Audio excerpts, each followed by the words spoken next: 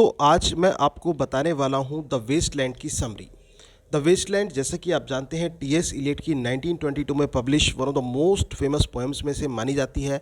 और जब बात एग्ज़ाम की आती है तो एग्ज़ाम में टी.एस. इलियट से क्वेश्चन ना हो ऐसा इम्पॉसिबल है।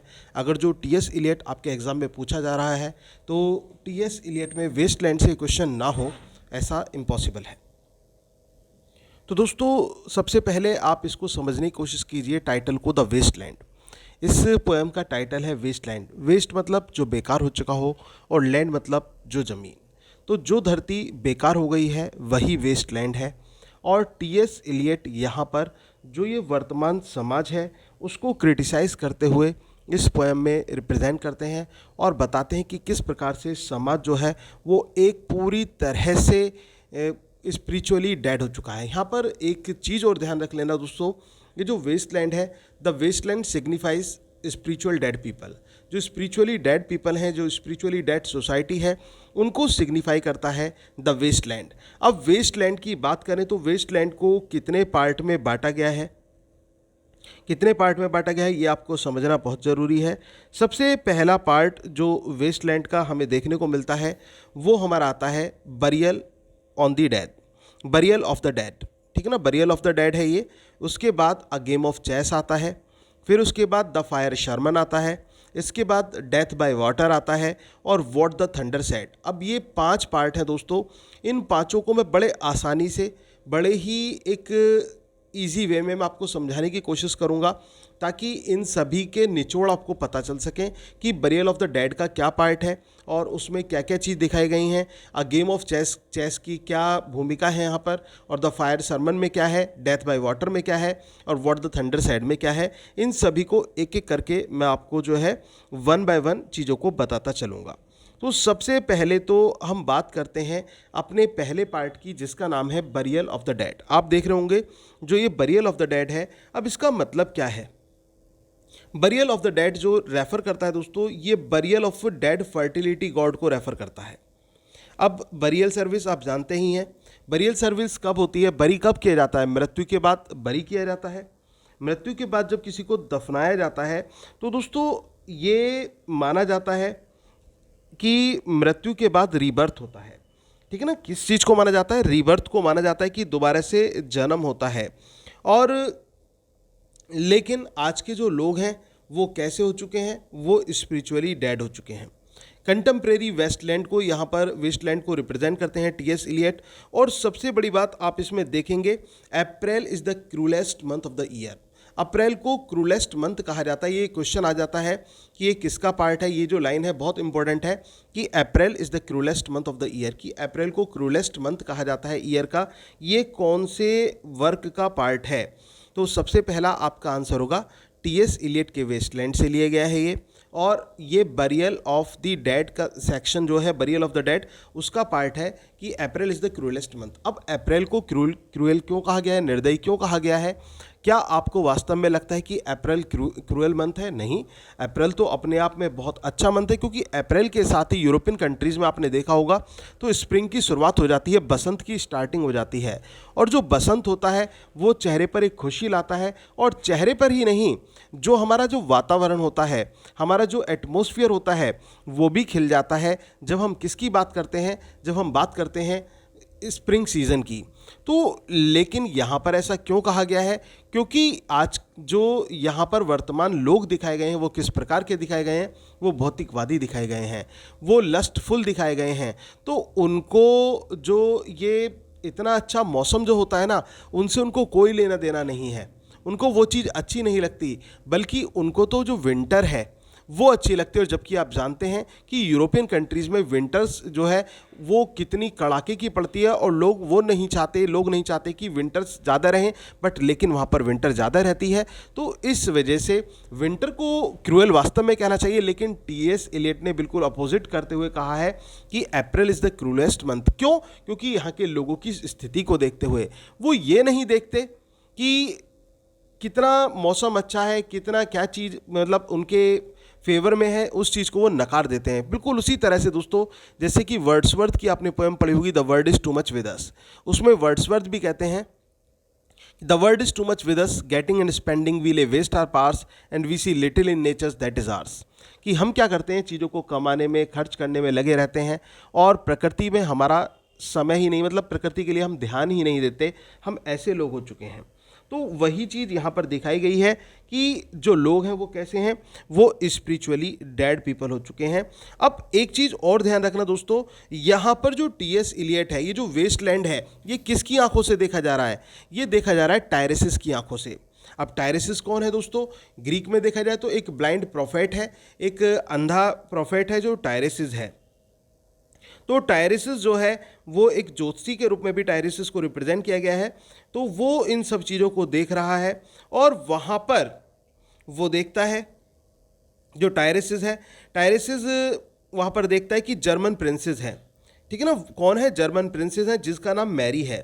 और जर्मन प्रिंसेस जिनका नाम मैरी है वो एक ग्लोब ट्रॉटर हैं। अब ये किस चीज़ को सिंबलाइज करती हैं? ये रूटलेसनेस को डिस्क्राइब करती है, मतलब एक ऐसा व्यक्ति जो अपनी जड़ों से ही ना जुड़ा हो, अपनी ज़मीन से ना जुड़ा हुआ हो। इस प्रकार का रूटलेसनेस को रिप्रेजेंट करती हैं वो। और जो आधुनिक व्यक्ति है दोस्तों, इसमें बरियल ऑफ द डेड में ये भी बताया गया है कि जो आधुनिक व्यक्ति है वो फिजिकली एस्पेक्ट पर आधारित है, केवल और केवल शारीरिक तत्व पर निर्भर है जो आधुनिक व्यक्ति है। अब जो ये प्रिंसेस जिसकी हमने बात की थी, प्रिंसेस मैरी, जो कि जर्मनी की प्रिंसेस हैं, अब इनकी ही बात कर लीजिए। इनके कज़िन हैं और उनको कुछ याद नहीं है, कुछ भी याद नहीं है except the sexual relationship with her cousin, कि केवल और केवल वो याद रखती है, जो प्रिंसेस मैरी है उसके दिमाग में केवल और केवल बैठा रहता है क्या? अपने कज़िन के साथ जो उसका सेक्स रिलेशन हुआ था उसके बारे में याद करती है वो। Even she does not remember her parents, उसको अपने माता पिता भी याद नहीं रहते, उसको अपने ब्रदर सिस्टर्स भी याद नहीं रहते, उसको समाज से कोई मतलब नहीं है एक्सेप्ट हर लवर। केवल और केवल मतलब है तो किससे है? अपने प्रेमी से उसको पूरी तरह से मतलब है। तो वो जो प्रिंसेस है वो कैसी हो चुकी है? वो हम ये कह लीजिए कि वो एक तरह से मॉरली करप्ट हो चुकी है, वो स्पिरिचुअली करप्ट हो चुकी है, because she is lack of moral as well as religious values. उसके अंदर मॉरल वैल्यूज नहीं है, रिलीजियस वैल्यूज नहीं रही हैं, और सबसे बड़ी बात उसके अंदर सोशलिज्म नहीं रहा है, उसके अंदर एक सामाजिकता नहीं रही है। तो यहाँ पर एक चीज़ क्लियर हुई आपको। सबसे पहले बरियल ऑफ द डेड में मैंने आपको क्या बताया? बरियल ऑफ द डेड में टायरेसिस बताया। टायरेसिस जो है एक ब्लाइंड प्रोफेट है, उसके माध्यम से ये चीज़ें पूरे वेस्टलैंड को देखा जा रहा है, वेस्टलैंड वाली कंडीशन को। अब इसमें जो डिस्क्रिप्शन फिर आता है एक जर्मन प्रिंसेस मैरी का आता है। मैरी को एक ऐसी लड़की के रूप में दिखाया गया है जिसको केवल और केवल अपने प्रेमी की याद रहती है। ऐसे समाज में लोग होते हैं जो अपने परिवार को और अपने समाज को सबको भूल जाते हैं अपने प्रेम के चक्कर में, लेकिन वो ये भूल जाते हैं ऐसा करने से वो कहीं ना कहीं स्पिरिचुअली डेड हो रहे हैं, सोशली वो डेड हो रहे हैं। तो यहाँ पर उसके स्पिरिचुअली जो बैरन कंडीशन है उसको रिप्रेजेंट किया गया है, जो स्टेट ऑफ माइंड है उसको रिप्रेजेंट किया गया है कि लोगों की जो सिचुएशन है और किस पार्ट में, the burial of the dead में।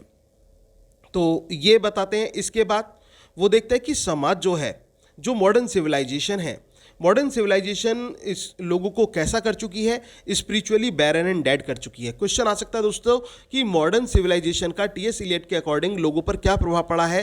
तो आप आंसर देंगे कि जो मॉडर्न सिविलाइजेशन है, आधुनिक सभ्यता है, वो लोगों को बैरन और डेड बना चुकी है। कैसा बना चुकी है? बैरन और डेड बना चुकी है, यानी कि बंजर और मृतक कर चुकी है। अब इसमें हम बात करें क्या क्या चीज़ें, जैसे स्टोन्स हुए, डेड ट्रीज हुए, डेड स्टोन्स हुए, और जो वाटर है दैट इज़ विदाउट साउंड, वो सभी क्या हैं? ये सभी चीज़ें जो इवन एब्स्ट्रैक्ट चीज़ें भी हैं, ये सभी चीज़ें क्या हो चुकी हैं?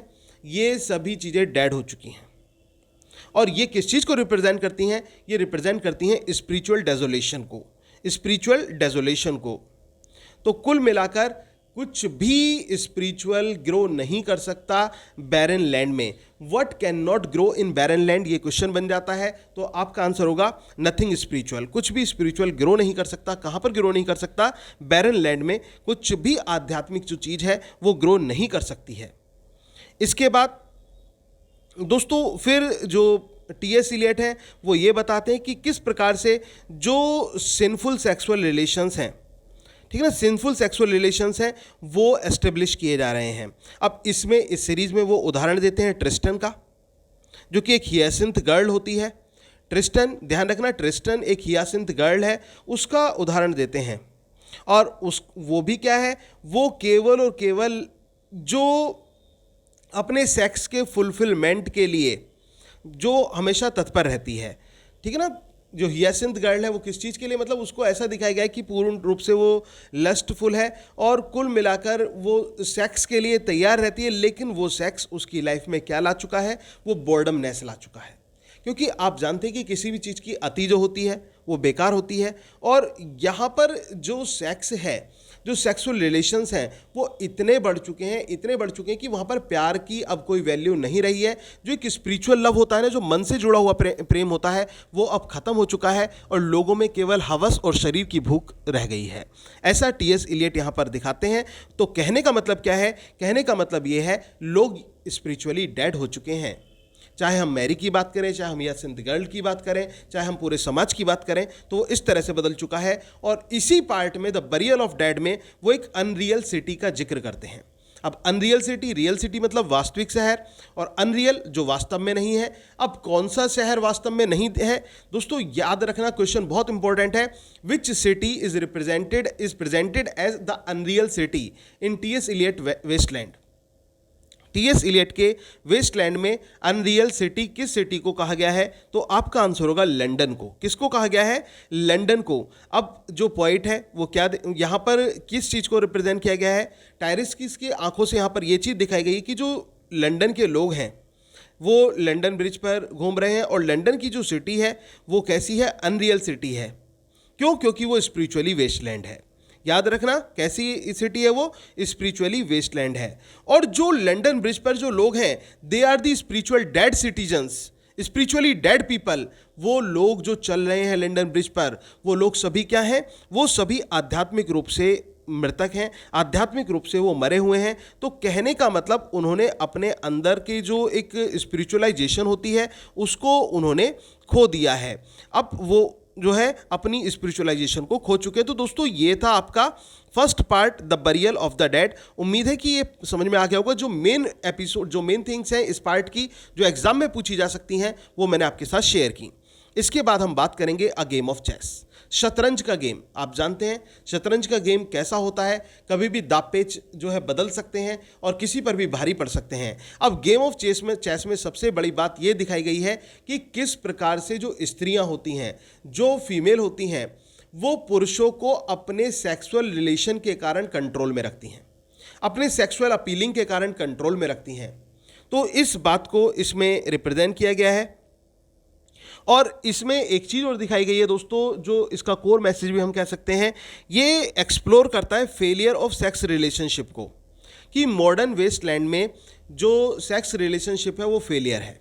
ये क्वेश्चन आपसे बन सकता है कि the theme of failure of sex relationship is the part of burial of the dead, a game of chess, the fire sermon, death by water और व्हाट द थंडर सेड। तो आपका आंसर होगा a game of chess. क्या answer होगा आपका, a game of chess. A game of chess का ये part है। अब बात चाहे आप लो क्लास सोसाइटी की कर लीजिए, चाहे हाई क्लास सोसाइटी की कर लीजिए, जो पुरुषों के बीच में और स्त्रियों के बीच में जो सेक्स रिलेशन है, वो एक मोमेंट्री प्लेजर के रूप में है।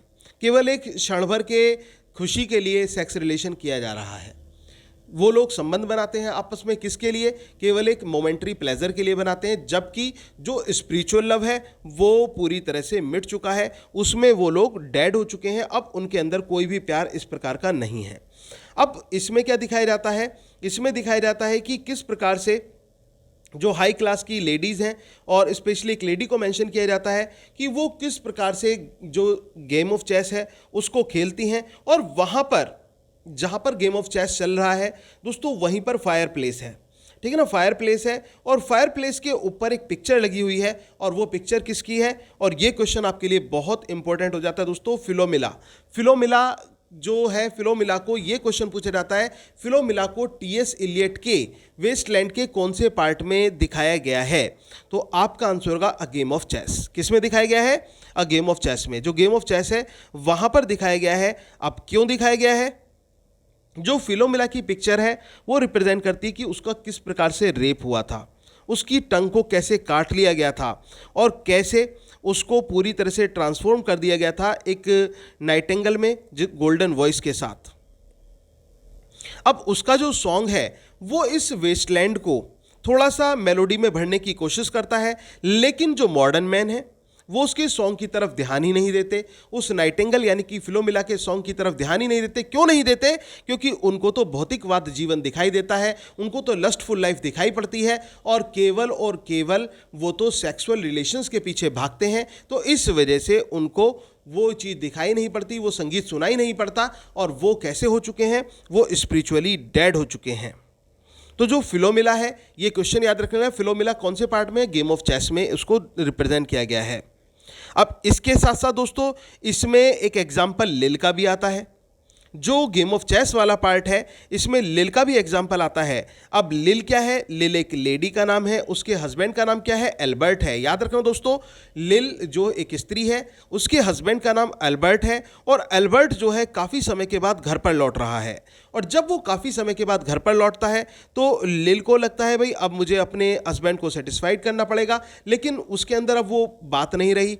मतलब बात रहने का मतलब क्या कि उसने ड्यू टू अपनी प्रेगनेंसी को रोकने के लिए उसने क्या किया था, जो पिल्स आती हैं उन पिल्स को खाया था।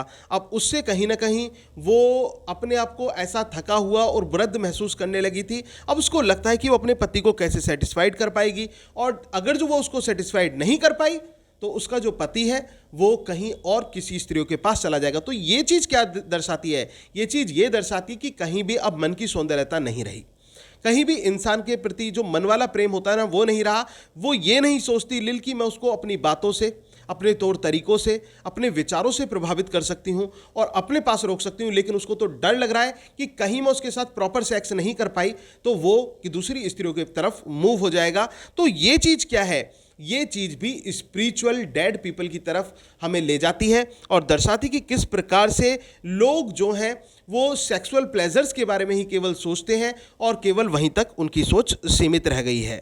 अब इसमें इसी पार्ट में दोस्तों जब वो लेडी है जो लिल है वो यहाँ पर क्या कहती है, जब गुड नाइट लेडीज़ वो रेफर करती है तो ये लाइन हमें किस चीज़ की रिमाइंड दिलाती है? ओफिलिया का जो लास्ट फेयरवेल होता है हेमलेट प्ले में उसको भी रिमाइंड कराती है। तो ये चीज़ भी, ये भी क्वेश्चन आपके लिए इंपॉर्टेंट बनता है। अब दोस्तों कुल मिलाकर जो गेम ऑफ चेस है, जो ये गेम ऑफ चेस है ये भी किस चीज़ पर बुना गया है? ये भी बुना गया है जो रिलेशनशिप्स को लेकर इसमें दर्शाया गया कि किस प्रकार से फेलियर ऑफ रिलेशनशिप हमें समाज में देखने को मिलते हैं। तो वो चीज़ इसमें दिखाई गई है। और जो ये गेम ऑफ चेस है दोस्तों, इसका जो टाइटल की अगर जो हम बात करें तो मिडलटन्स का प्ले है विमेन विवेयर विमेन, उससे ये टाइटल आता है, ठीक है ना, उससे ये टाइटल आता है। अब इस प्ले की अगर जो हम बात करें थोड़ा सा, क्योंकि इसमें कंपैरिजन है दोस्तों अ गेम ऑफ चेस में और किस में, विमेन विवेयर विमेन में।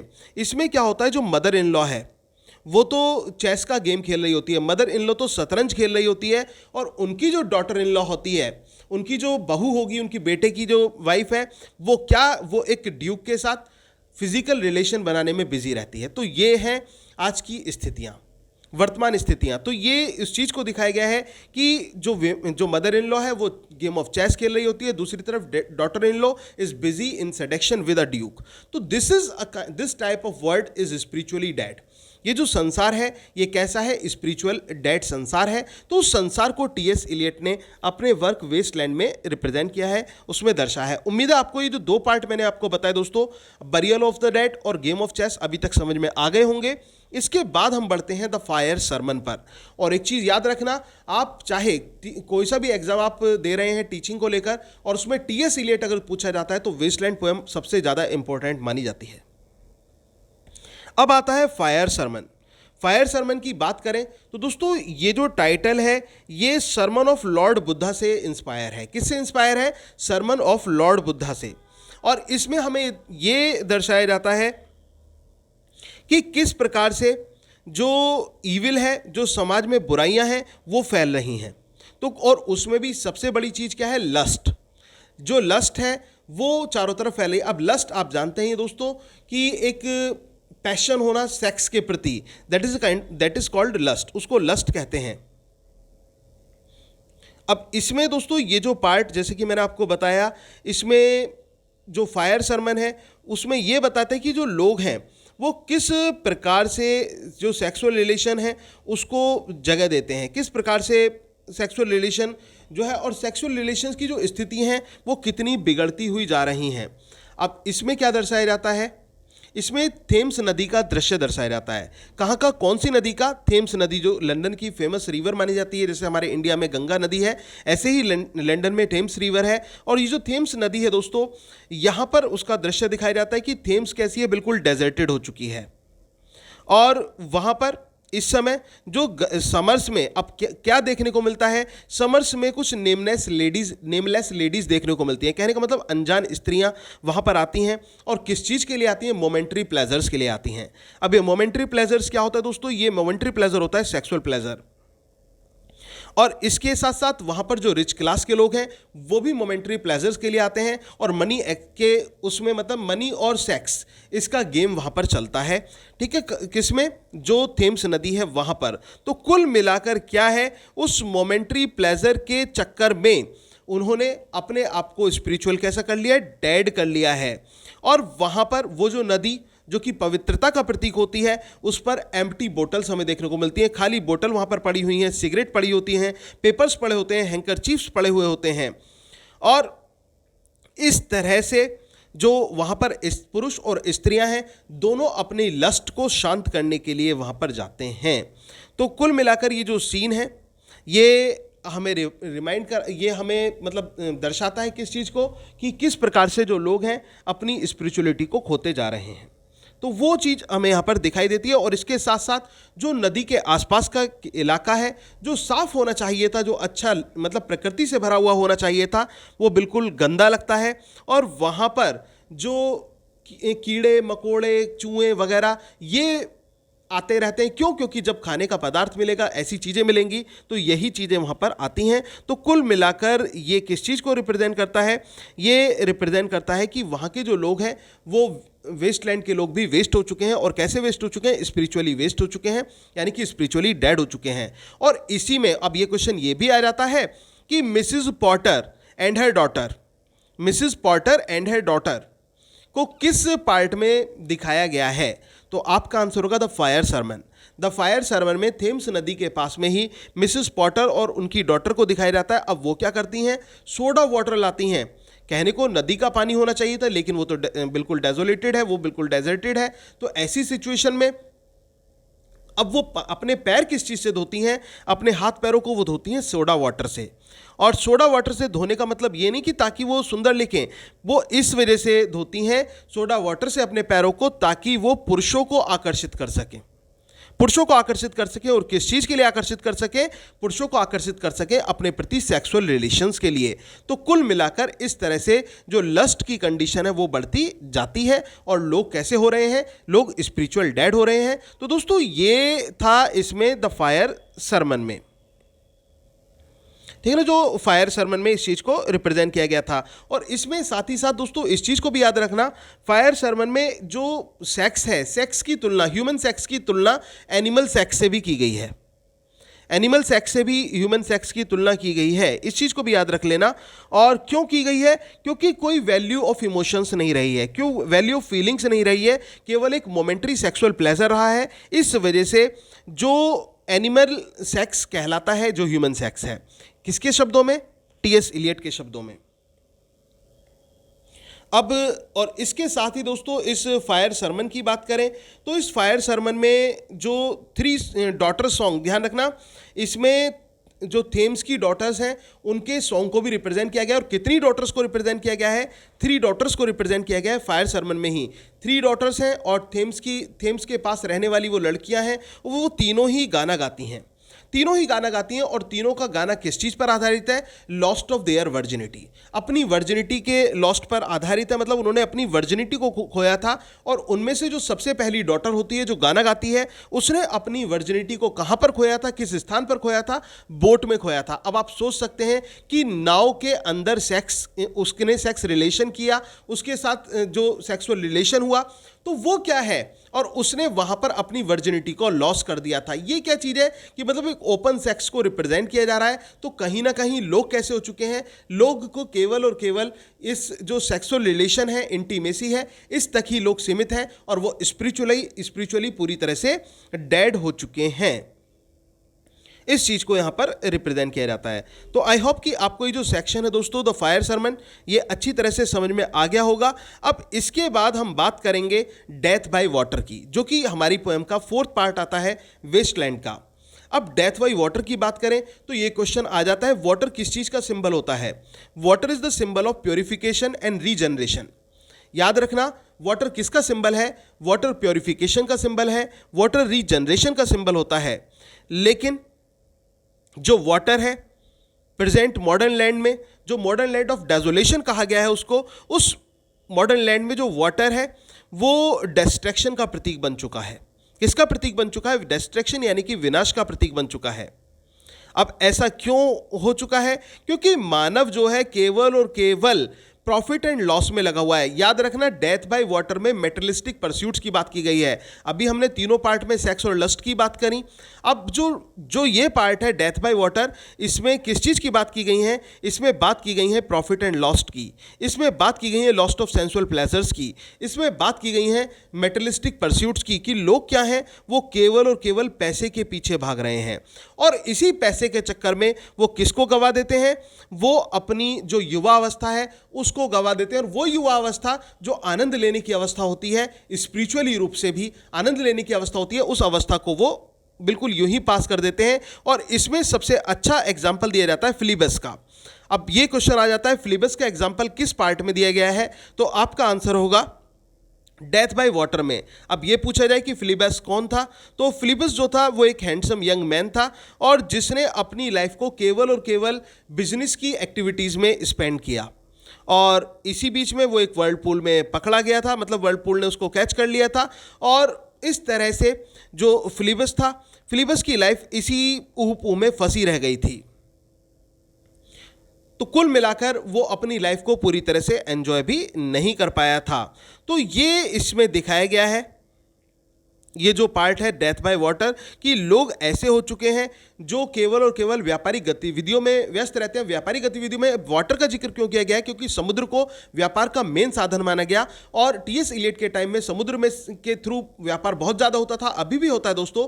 तो वो चीज़ दिखाई गई कि लोग केवल और केवल उस समुद्री व्यापार के चक्कर में आकर अपनी जो वास्तविक ज़िंदगी होती है उस जिंदगी को वो खत्म कर रहे हैं और कहीं ना कहीं वो स्पिरिचुअली डेड का शिकार हो रहे हैं। अब इसके बाद दोस्तों हमारा लास्ट पार्ट आता है, व्हाट द थंडर सेड। ये जो पार्ट है, ये हमारा जो पार्ट है दोस्तों, ये डिवाइनली इंस्पायर्ड पार्ट है। इसमें क्या है, यहाँ पर जो टीएस इलियट है वो रीबर्थ के बारे में बताते हैं, जो स्पिरिचुअल रीबर्थ होता है उसके बारे में बात करते हैं। और ये जो होली विजडम ऑफ इंडिया है उस पर कहीं ना कहीं आधारित है, जो ये पार्ट है हमारा व्हाट द थंडर सेड। अब इसमें क्या होता है, इसमें स्टार्टिंग में बताते हैं कि किस प्रकार से जो जीसस क्राइस्ट थे उनको शत्रुओं ने किस प्रकार से उनको अरेस्ट कर लिया था और किस प्रकार से उनको एक तरह से टॉर्चर किया गया था जीसस क्राइस्ट को। और जो जीसस की जो डेथ थी, ठीक है ना, जब डेथ हुई तो उस समय चारों तरफ शांति सी छा गई थी। कैसी हो गई थी? चारों तरफ शांति का एटमॉस्फेयर हो गया था। लेकिन उस शांति को आप जीसस की डेथ नहीं कह सकते, बल्कि जीसस की जो डेथ है वो किस चीज़ को दर्शाती है? जीसस की जो डेथ है वो एक रीबर्थ को दर्शाती है कि दोबारा से फिर से उदय होगा। आपने एक पोएम पढ़ी होगी सेकंड कमिंग, जिसमें ये कहा जाता है, turning and turning the falcon can widening gyre the falcon can not hear the falconer. तो एक जैसे पहिया होता है वो घूमता हुआ चला जाता है और जिस प्रकार से एक शिकारी चिड़िया अपने शिकार की आवाज़ को नहीं सुन पाती, तो और उसी पार्ट में ये कहा गया है कि जब जब ऐसी चीज़ें होती हैं तो क्या होता है, surely second coming is eight hand. तो निश्चित रूप से सेकंड कमिंग आती है, यानी कि सेकंड इनकारनेशन ऑफ गॉड, भगवान का अवतार होता है। तो भगवान को तो आना जाना लगा ही रहता है। तो यहाँ पर जो जीसस क्राइस्ट को केवल रिलीज़ किया गया था, वो रिलीज़ हुए थे इस फिजिकल बॉडी से और स्पिरिचुअली वो इमॉर्टल हैं। तो वो चीज़ दर्शाई जाती है। लेकिन जो यहाँ पर दिखाया गया है, जो लोग हैं, जो 20वीं सेंचुरी के जो लोग हैं वो वास्तव में मर चुके हैं। जीसस नहीं मरे, जीसस जो है वो स्पिरिचुअली जीवित हैं, वो आध्यात्मिक रूप से जीवित हैं, वो इमॉर्टल हैं, लेकिन जो लोग हैं वो जीकर भी मर चुके हैं। क्यों मर चुके हैं? क्योंकि वो दोनों रूप से, फिजिकली और एज वेल एज स्पिरिचुअली, दोनों रूप से डेड हैं। अब फिजिकली वो जीवित होकर भी मरे हुए हैं। क्यों मरे हुए हैं? क्योंकि वो स्पिरिचुअली डेड हैं। अब आध्यात्मिक रूप से वो मर चुके हैं। उनका मानना यह है, क्यों मानना है? क्योंकि वो केवल और केवल जीवन के उधेड़ बुन में लगे रहते हैं, उनको किसी चीज़ से कोई मतलब नहीं होता, और जो एक स्पिरिचुअल पीस ऑफ लाइफ होती है उससे भी उनको कोई मतलब नहीं होता।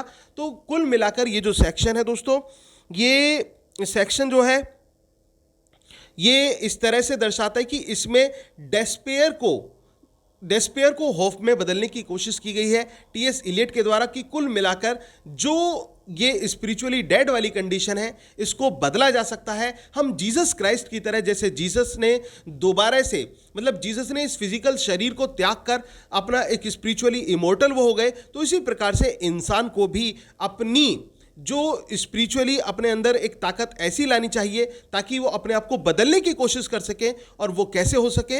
वो स्पिरिचुअली अलाइव हो सके, और जो फिजिकली भी अलाइव और एज वेल एज स्पिरिचुअली भी अलाइव हो सके। और स्पिरिचुअली अलाइव कब होंगे?